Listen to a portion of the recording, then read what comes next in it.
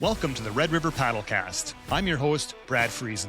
In today's episode, we're exploring the inspiring work of the Never Alone Cancer Foundation, a beacon of support for cancer patients and their families in Winnipeg. Join us as we uncover how dragon boating and creative fundraising initiatives are making a powerful impact. From survivor stories to community events, discover how you can be part of this incredible journey of strength and solidarity. All right. I'd like to welcome Shauna Newens and Fred Clark here to the Red River Paddlecast. Thanks for joining us. Happy to be here. Thanks for asking for us. So Shauna and Fred are with the Never Alone Cancer Foundation here. And today we're going to talk about the job they do with the foundation, all about it, as well as a dragon boating event or two that take place here in Winnipeg. So yeah, what can you tell us about the Never Alone Cancer Foundation? Well, the Never Alone Cancer Foundation is a not-for-profit. We are based in Winnipeg, and it was started by Lyle Bauer. Lyle Bauer is a Hall of Fame CFL player that played for the Bombers, and he was a legend on the field and a legend in the boardroom after his playing days were over. He could probably be credited for resurrecting the Bombers through their really dark days. And he had a glorious boardroom career going, and something wasn't right. And he went to a doctor, and he got diagnosed with throat cancer. And a person with his means and the network of people around him, the first thing he realized is the people that he thought were going to be completely and absolutely surround him to hold him up disappeared. And new people out of nowhere showed up to support him. And he knew that wasn't right. He knew it. And so he created the Never Alone Foundation with the help of a couple other people and friends. And so now we lost Lyle last year, sadly. And so the foundation carries on. We offer real-time support for cancer patients and their families in treatment or post-treatment. On an average year, we host about 650 clients, and we give real-time support, bags of groceries, gift cards for gas, buy somebody a phone if they need one, pay the hydro bill if they need it. What most people don't know is cancer is a physical ailment, as we all understand, but there's a lot of layers to it people never realize. The financial assault. You're so sick you can't work. You have no income. You're burning your savings. You have to sell the house. You have to do all of this other stuff. And for people, they're just desperate for support. And that's what the Never Alone Cancer Foundation does. That's amazing. Yeah, I guess when you get a cancer diagnosis, there's a lot of things that all of a sudden your life, big changes are coming to your life and all these unknowns and a lot of unexpected expenses. People can't work. That's a big deal for a lot of people. So what you're doing here is of great support to those. Well, I do a lot of client visits, and it's really weird, Brad. Really, it's weird. When you call them to tell them that you're coming, they pick up the phone and you can hear stress, anxiety, some real tension in their voice, right? And then you tell them who you are and what you're going to do for them. The entire conversation, the tone completely changes. And you drive to their house and you don't know them. They don't know you. You're just carrying a couple bags of groceries, right? And the other day I went to one. The lady didn't know what they were going to have for supper that night. And she has children in the house and elderly parents are depending on her. She didn't know. You put 2 bags of groceries on that table. The light comes back in their face, even if it's momentary, but the light comes back. And it's a privilege having that opportunity to share with my community. Yeah, that's pretty special. That's pretty amazing. What you're all doing there. The foundation, the volunteers, by and large, are all cancer survivors. I've had cancer twice. I had stage 4 advanced throat cancer. That one was a challenge to get through in one piece, and tons of side effects, lifelong, but I'm here. And then it came back in my face, and they had to cut it out of my face. So there's something about cancer, man. It's and the day before you get it or you get diagnosed, it's the last thing on your mind. The moment after diagnosis, it is the number one thing on your mind every day for the rest of your life. It's crazy. It's crazy. Yeah. And so you had cancer twice. Was the Never Alone Foundation around when you had your diagnosis, when you were dealing with cancer? Actually, it was, but I never knew about it. And the only reason I got involved is I had head and neck cancer, so I was in a support group, and one of the guys was good friends with Lyle, and he invited me to the luncheon. So I went, all right, sure. So you pay a lot of money to go to lunch, and you go to the luncheon, and I was introduced to Lyle. And the thing is, at the lunch, they offered a sandwich. I can't eat bread. I can't swallow. So that lunch was no good to me.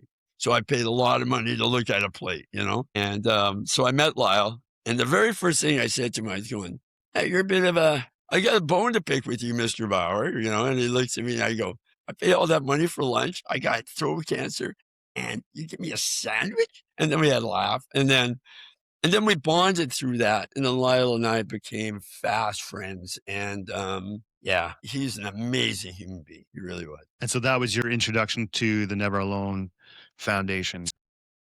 You see, it's really weird.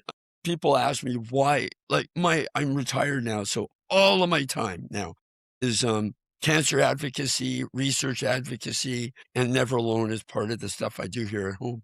People ask me why. Why do you do it? Why do you work so hard at this? I go, I don't know. I'm compelled to do it. There's something that just won't let me not do it. And so I would do more if I could, but I have a great team around me, and I get to network with people like Shauna and the other people at Never Alone. And I like to think we're making a difference in our community. I really do. Yeah. Yeah, well, I certainly think you are. I think everyone out there, most people have been touched by cancer at some point in their life. It's just unfortunate, and what you're doing there is just so beneficial to those people and their families. It's awesome. And so the Never Alone does all sorts of different events throughout the year and fundraises to raise Yeah. money and Yeah. So awareness. we don't get any government money. So everything we do, we have to raise the funds on our own. And we do have some great partners. Don't get me wrong. We have some really unbelievable partners, but we have walk in the park. So, and you bring your dog and you go on a walk, and it's a big deal. We have a golf tournament. We're supported by the Winnipeg Firefighter and Paramedic Organization, and we host an event with them. We just did the Manitoba Dental Association.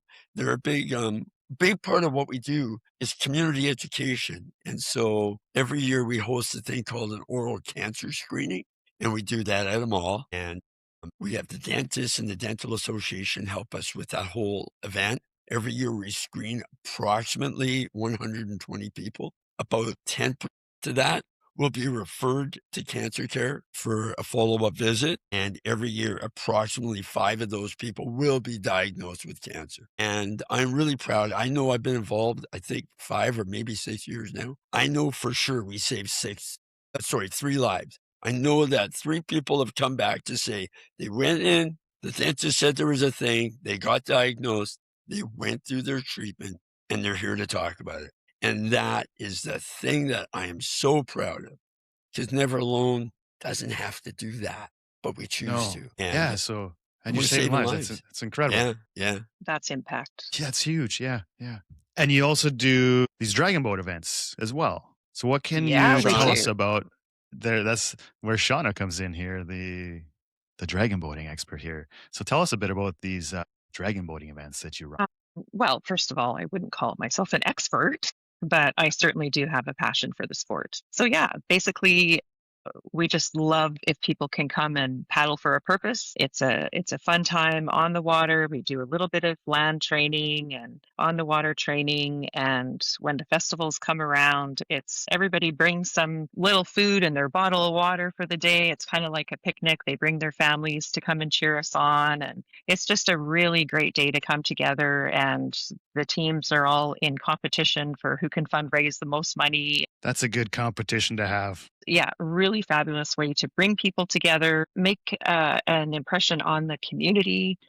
There's people who walk by on the path while the festivals are going on, and they're curious, so they stop and take a look and kind of ask a few questions. So, I mean, it's one of those sports that a lot of people don't know much about. They've never tried it, but they've always wanted to, didn't know where to start. We can hook you up. Just let us know. We would love to have you come and paddle on our Never Alone Warriors team. We got the oar in there. Nice. Yeah. You're Yes. recruiting members to join the team and paddle on your team. That's correct. Yeah, absolutely. I think it looks like we're going to have a couple of boats for sure that we can enter into the competition, like the racing competition. But I mean, we say race, but really, it's more just for fun. It's very relaxed. Everyone gets that enthusiasm and excitement when starter has the race and we got our oars in the air and we're ready to start, paddling and bringing that boat to surface. It's just very exhilarating. And in September of last year, I coached our Never Alone Warriors team, and some of them have only been in a boat once and didn't know what they were doing. Some of them have never stepped into a dragon boat other than the two practices we had before the festival, and they did amazing.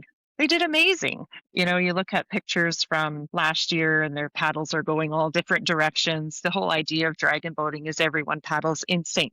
That's how you get your speed. Right. And you look at pictures at the last festival and everyone's paddles are all lined up together. It's so exciting. That's It's good because certainly fun to try. yeah, you got to be in rhythm. I remember the first time I was in a dragon boat and I kept getting hit in the elbow by the person behind me. I'm like, oh, like, Yes. what's going on here? We need to get a rhythm going here. Yeah, they say claim your space. So if somebody's Yeah, out of sync, you got to stay in sync and then they you get do. themselves back in sync. Yeah, Yeah. So you can't just default to what they're doing. You have to claim your space and stay in sync with the rest of the boat. And that one person will either get back in track with everyone else or I don't know, man overboard. No, just kidding. We try and stay out of the drink. so there's 3 festivals. They take place in Winnipeg, and they're at the Manitoba Canoe and Kayak Center over on Churchill Drive.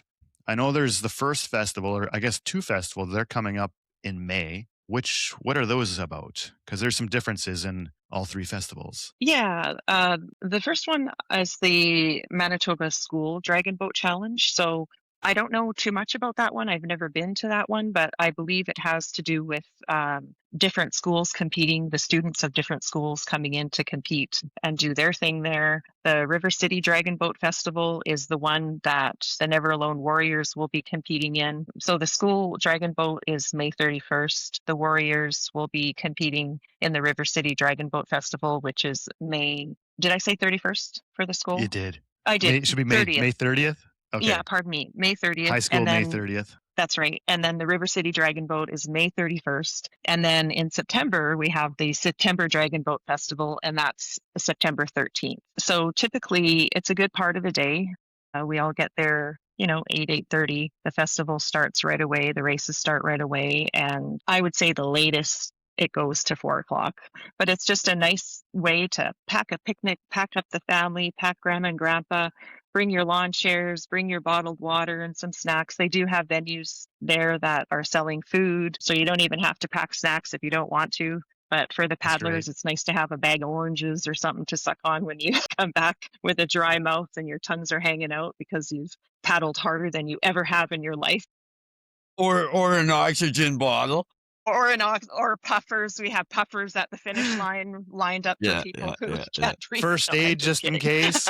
Yeah, yeah, yeah. Yeah.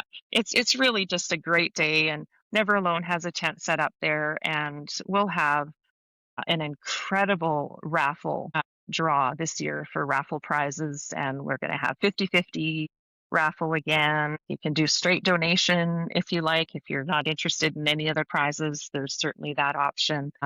And there's a lot of our volunteers from Never Alone Cancer Foundation who will be there manning the tent or in the boats racing or wandering around taking pictures because that maybe was their career back in the day and that's how they give back. So a lot of our Never Alone volunteers are cancer survivors. I too am a breast cancer survivor. And yeah, that's how I got into the whole dragon boat thing in the first place. And it's really become a passion. That sounds like a lot of fun. I know I took part in the River City Dragon Boat last year, and it was my first time being a part of a festival, and it was a lot of fun. I put a team in with through my work, and they're a group of non-paddlers, but they had an awesome time, and they want to come back this year. But it was an amazing day, and it was a really good feeling to be a part. Like I think we were the second highest fundraising team, and it was just it Great. felt really awesome to be able to contribute to the foundation while having a great time at the same time. Yeah, And it's a real feeling of accomplishment. And we're asking Never Alone warriors who do decide to join our team for some fun. All we're asking is that if everyone tries to raise $100, which is really not onerous, it may seem like a lot, but I'll tell you, I bake cookies and they go to someone's work somewhere or my physiotherapy office. They love to have the cookies on the counter with just a little note saying, toonie for the tatas and have a yeah, cookie and a ribbon and $2 a cookie, or ask 10 friends or family members, would you donate $10 to sponsor me in the Dragon Boat Festival? And next thing you know, you've got $100. It really is nothing at all to make $100 quickly. And a lot of people surpass that very easily because you ask someone and they say, you know what, here's 100, or let me get my checkbook. Because you're right when you said earlier, Brad, that everyone's been touched by cancer, whether it's directly or indirectly. I think about my husband and my kids. They got cancer too, but in the sense that they were fighting it alongside of me, but just it was their fight against my cancer.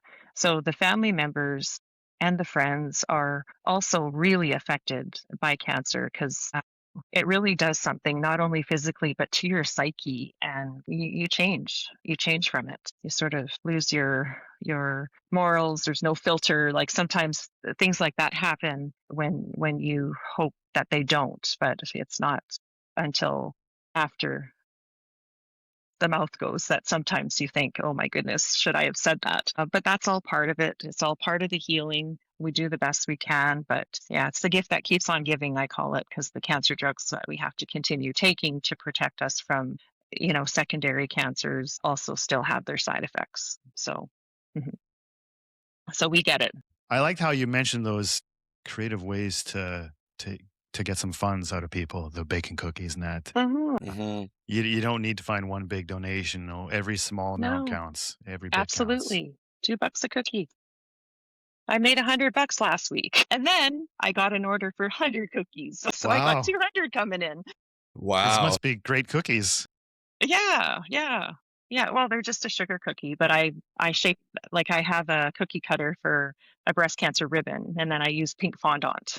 So it's yeah, little individual packaging with a bit of ribbon. I mean, it goes a long way. It's kind of like a little specialty cookie, and it's a bit of a labor of love, but to me, it's worth it. It's worth to being able to give back, especially locally, to our community right here in Manitoba, Winnipeg, and Manitoba. I used to do a lot of work for Canadian Cancer Society across Canada, which is great. But now I just felt like it was time for me to do some local work. And that's when I connected with Never Alone. And I've had this amazing opportunity to coach our Dragon Boat team amongst other committees, hey Fred, that we sit on and, try and organize different events and that kind of thing. So, And Brad, the thing that you don't have to get in the boat to really enjoy this event.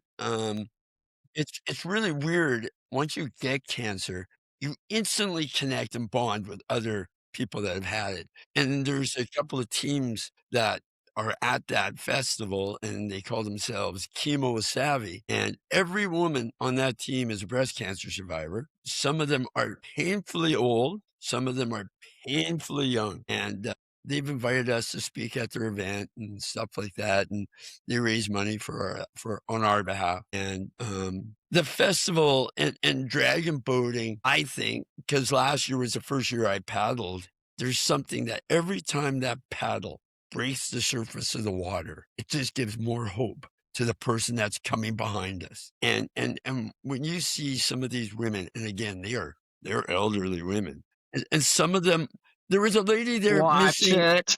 Well, sorry, ladies, but like, What does your shirt say there, Shauna? yeah. One of the ladies got into the boat, and I was helping her get into the boat. They had to amputate a couple of her limbs as part of her treatment. And I said to her, I go, why are you doing this? Because if that boat had gone over, she'd be in some serious trouble, right? She goes, because I can.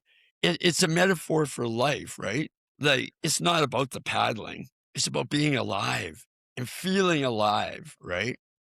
And it's so inspiring to see people like that. So you, like Sean has said, and you said yourself, everybody's been affected, whether it's you or a family member or a friend or a loved one. We all get it. But when you see people that have had it, that say, no cancer, F you cancer, and then they climb into that boat. And it's really hard to paddle. I found it very difficult to get the rhythm and all that, but it makes you feel alive. And that's what cancer people need. And that's what Never Alone hopefully delivers to our community. It's interesting, Fred, that you mentioned when that paddle breaks the surface of the water. My feeling, and I guess I've just never verbalized it, but that just made me think. My feeling when I paddle is when we're pulling that water, because that to me is the hardest part. You're using your core, you're using these muscles in the front of your shoulders, these muscles back here. It's not arms, it's all these other things. And when you're pulling, that's where I feel my strength. That's where I feel this is like that fight. I just got to get my grit and, pull 100 pounds of water and then flip back and do it again. So to me, just knowing that and feeling that I have this new kind of strength is just really powerful. It's very profound. And I don't know, I would think that there's a lot of other people who feel that way in the boat too, who are cancer survivors.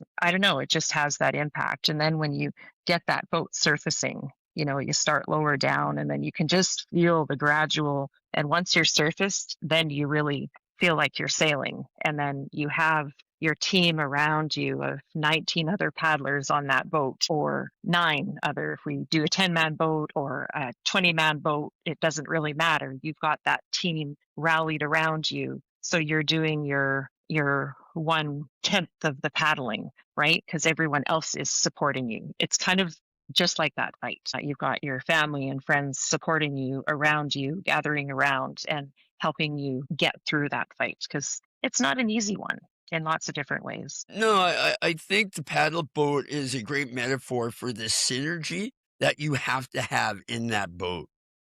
Because, like you said, that first time you did it, Brad, the oars are going everywhere and people are banging you, and I got Bruised elbow. splashed. Yeah. Yeah, you get Well, it is splashed a and all water that. water Yeah, sport. yeah, Yeah. yeah, yeah. It's a synergy, though, because it's a synergy. Because once those paddles get in sync and you can feel the power, you can feel that, that motion going forward each time, right? And I think it's a metaphor for never being alone. Because once you're in that boat, you're relying on the 19 people around you Yeah. to get You can't Sure. you get to the cannot finish line. Yeah. Yeah, you cannot paddle that boat by yourself. It's too big, it's too heavy, it's too much Yeah. burden. Yeah. Yeah. So, And then and when you're walking around the festival, you get random people walk up to our tent and they see the Never Alone thing, and then they hug you. I lost my grandma. Thank you for doing this. And they put a fiver in a little box and you give them a hug. And there's something about a hug mhm. because you got to give one to get one, right? Yeah. Yeah, And yeah, it's true. We should hold a and sign, free hugs. free hugs. Yeah. Yeah. You'd have a lineup, Fred. Oh, sure. So another component of the festivals is the rose ceremony. What can you tell us Mm. about that? Because I found that very emotional. Just being I there and experiencing that, holding the paddle up, I very was I emotional. was very fortunate to host it the last 2 years for the ladies. They asked me to sort of MC it, I guess, if you will. There's 2 kinds of roses. They offer a red rose in support of a loved one or in memory of their own balance or battle with the disease. And then they have a couple of white roses. And the white roses commemorate the team members that they lost during the year. And so it's a very, very solemn moment for the ladies. They go out into their boat and they go out into the middle of the river, and in their own way, for their own reason, from their own heart, they put the rose in the water, and you see those petals floating down the river. And then they come back in, and this is where it's really cool. All of the other paddlers will make an arch with their paddles.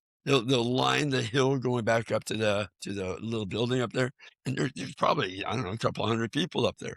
And then each of those women walk up that hill.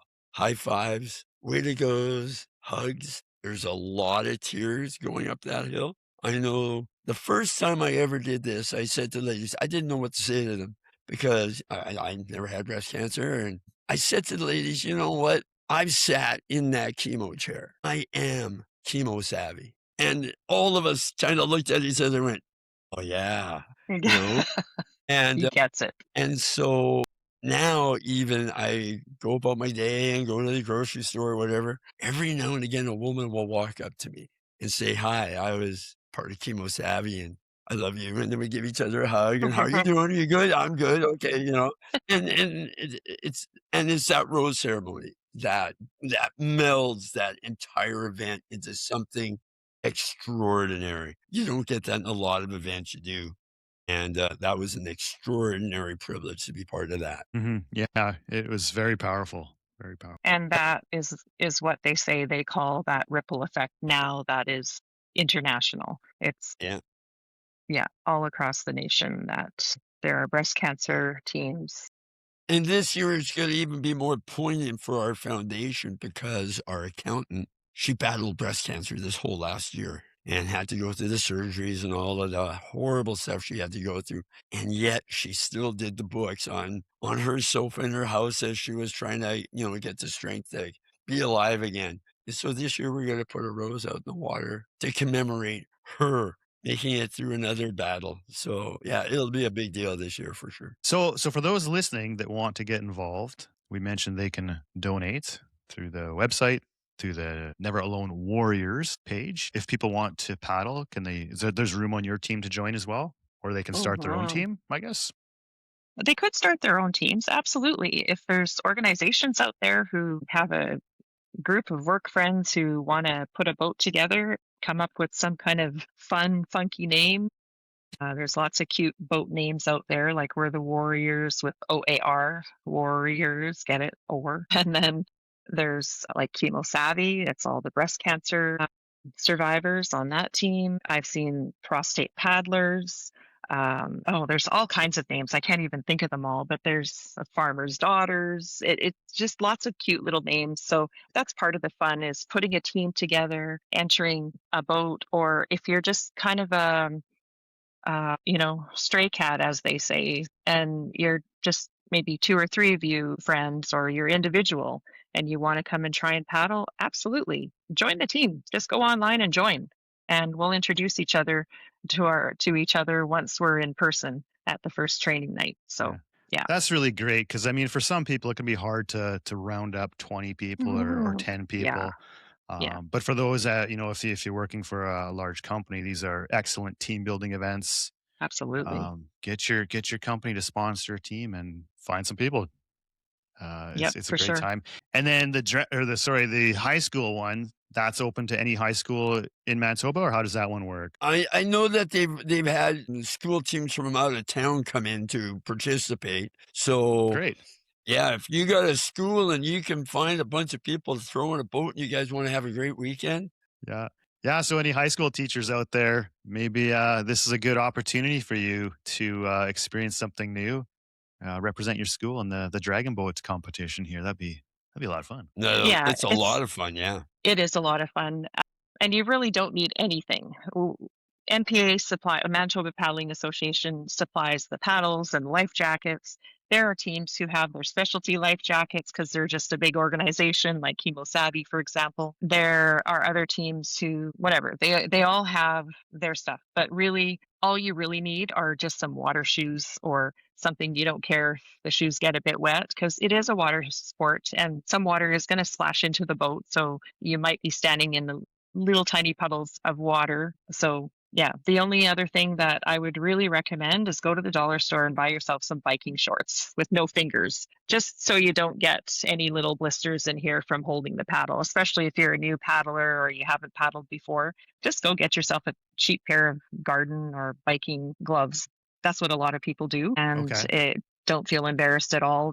You'll see them all over the place with weird kind of looking gloves, but it's better to have a glove than end up with going to the first aid tent to find band-aids. So Yeah. that's my Yeah. biggest recommendation. Okay. Those are great Mhm. tips. When the races take place here, what's the distance? How long are people paddling for? Like, how's the I don't competition know, set up 20 here? miles, or it sure 20 feels like miles. that. I And think it's 30. now we have no one wanting to sign up. You know, when Churchill's going by, you're going, what the hell? Where am I, right? You know, yeah. Why yeah, is there yeah. a polar bear over there? I Exactly, think we right? end up Yeah, at yeah. the Forks. Yeah, yeah. No, I think No, it's a 1,000 is it meter and 500? 2,000, right? No, There's two I different races. So the I first think Yeah. one there's was 500, isn't it? And then, ooh, 250. maybe we're going to have to find that out. I forget, and I did it last year. I'm Yeah, pretty sure I I've done it for remember. years. I don't remember. I remember 1,000, and then the final, 1,500 was the final. I remember Okay, it was a maybe. long. It was a long way, man. Holy It felt like smokes! forever. Yeah. It Yeah, feels like it did. forever. It really does. Yeah.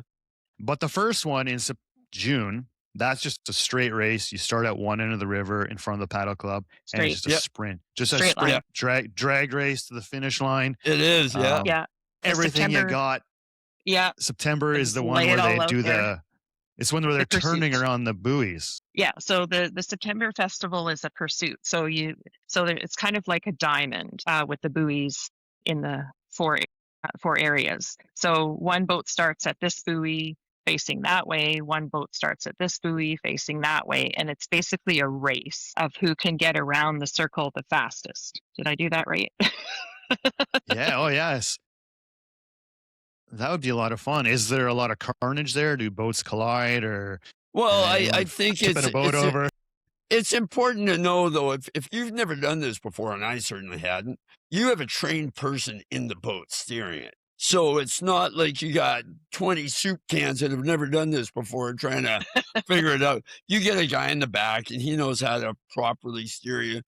And basically, you're the horsepower, and the brains are standing in the back of the boat, right? Yeah, and the steer will yell out to the paddlers, don't shift, stay still if you have to. The coach is also there. And for Never Alone Warriors, we do some capsize training. We talk about safety. We talk about how it feels when you step into the boat, because these are all brand new paddlers for the most part. So, they're going to learn some of these safety tips and how to not go into the drink. So, so far, touch wood, Never Alone Warriors have not capsized. But if you do, we talk about the training for that too, what you need to do if you do go over. But I mean, like, to me, that's that. I think if everyone's trained and you stay calm and do what you have to do, then there's nothing really to worry about. It's not something that when I talk about safety training, that I want to put the fear of God into everybody, because that's not what it's about. It's just about people having fun in the safest possible way. Yes, yes. I know there was safety boats on the water as well, monitoring the event. Yeah. And yeah, I felt very safe during it. And Oh yeah.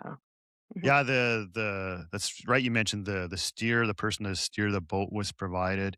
And in our boat, they were really great too. They helped set our pace, because I'm an experienced paddler, but never in a dragon boat. And the rest of my teammates, they were new to dragon boating. So having someone yell out our pace and keeping us going, and okay, we're going to pick it up, and yelling out these different commands and paddles up. It was, Yeah, that was it my helps job build last the year. excitement, right?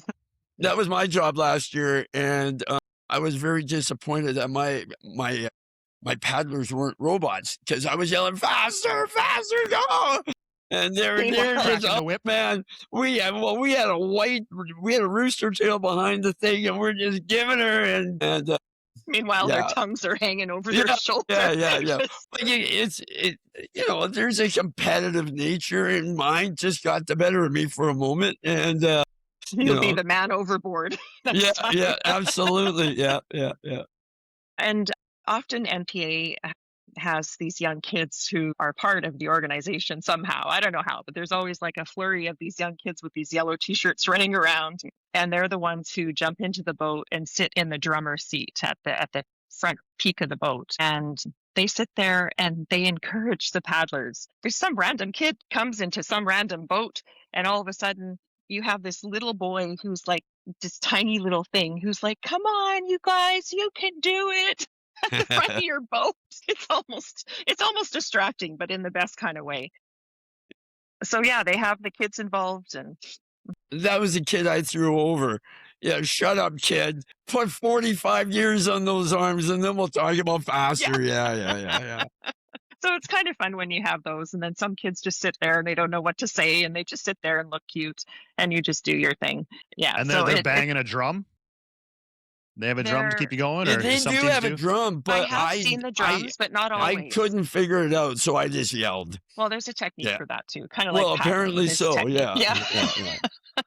Yeah. So super fun. We actually have a gal who paddled with us in September, really enjoyed it, but her shoulder just done. She just had lots of trouble with her shoulder, and she said after that festival, I know I'm not going to be able to paddle again, which is so terrible. I'm so upset. I really want to be involved in the dragon boat team. And I said, you can be. You're our drummer. So There you she's just go. over the moon. Yeah. Yeah. So we're going to give her some little drum lessons, and she can be in the top of the boat. Well, that's great, and be a part of the team. That's awesome. Is there opportunity for people to help out, volunteer at these events or any other of the Never Alone events or ongoing You know, we responsibilities? have a we always are looking for volunteers. As in most nonprofits, a lot of our volunteers are retired and they're getting on in their years, and so we're always looking for new and passionate people. So we do host a couple of volunteer workshops every year to see if people come and they listen to what it is we do, and if there's something that they're passionate about and they want to join. And we have had several people that have joined in the last short time, but we're always looking for more people. Always. Never turn volunteers away. Never, Never. never. There's always something someone can do, or some gift they bring with them, or some, like you say, passion, or maybe something they used to do in their previous life at work, and now they can apply that to our events and stuff. Like, you never know, but we've never turned volunteers away. You know, Brad, every year, Never Alone hosts a event we refer to as Hope for the Holidays. And so what we do is we have a snowmobile trailer that has been fashioned into Santa's sleigh. And it's got trees and it's got gifts and stuff like And that. music. And the music is so loud, and we drive around the city delivering hampers and gifts to each of the families that are nominated to the foundation that they need the support. And we seriously get volunteers that we've never had the years before, and sometimes it's their one and done for the year, right? The impact that Hope for the Holidays makes when Santa shows up. All of the neighborhood kids come out of their houses, and last year was really cold, and everybody's standing out in the street, and pictures, endless pictures, and so when we need volunteers, you get way more than you get. When you see a little kid run up to Santa, dad is really sick, the family is in disarray, and for a moment they sit on Santa's lap and get a picture. I was very, very fortunate. 2 years ago, we went to do a visit, and the young man we went to see was in his last moments. And that year I was Santa, and his parents asked me to go to his room and see if I can offer a little bit of support. And so I climbed on his bed and I cradled him in my arms and, just said, those compassionate words they need to hear. And he died very shortly after. And last year at the park, at the walk, his parents came up to me out of nowhere. They're going, "We want you to know that the picture that you took with our boy is on our mantle." It's the last picture they have of their son. And if you want to volunteer, you can't tell me that doesn't change you as a person. And Never Alone really needs more volunteers. So come on out, folks, and see what you can do. There you go. Yeah. Yeah. Yeah. Wow. There's always a place for you somewhere. Are there any messages that you'd like to share with anyone listening who's been affected by cancer? Oh, what would be a message from one cancer survivor to another? Mine would just be keep it up. Don't give up. Just keep on keeping on. You'll find your new normal, and you just keep on. You have to. For me, I am fortunate enough that I get to look Shauna right in her eyes sometimes. And I have my bad days, and I have some real serious side effects that really challenge me on a daily basis. But I look at Shauna and I draw strength from her, and she inspires me, and hopefully I can inspire others. The one thing that the foundation seems to be able to do better than I ever imagined it could is it just supports each other in an organic we don't know each other. We're not relatives. We have different lifestyles, and some of us are very well to do, others a little more challenged that way and stuff like that. And once you get cancer, all of Your that family. disappears. Yeah, And it now really you're does. family. And Now that's you're called family. support. Yeah.